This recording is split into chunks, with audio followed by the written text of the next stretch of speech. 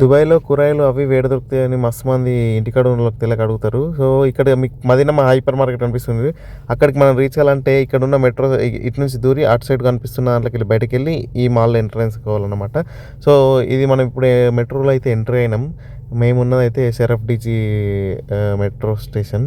So, ఇలా ఒక్క గేట్‌లో నుంచి ఎంట్రీ అయ్యి ఇంకో గేట్ దగ్గరికెళ్ళి అలా ఇంకో గేట్ నుండి ఎగ్జిట్ మాత్రం అయ్యి ఆ ఎగ్జిట్ అవ్వగానే మనకు మాల్ ఎంట్రన్స్ అయితే ఉంటుందన్నమాట. దీన్నే అల్ మదీనా హైపర్ మార్కెట్ అని అంటారు. ఇక్కడ పైన వచ్చేసి మనకు డ్రెస్సులు అవి ఇవన్నీ నార్మల్‌గా హైపర్ మార్కెట్ అంటారు. కిందికెళ్తే సూపర్ మార్కెట్‌లో ఉన్న వస్తువులు మనకు దొరుకుతాయి.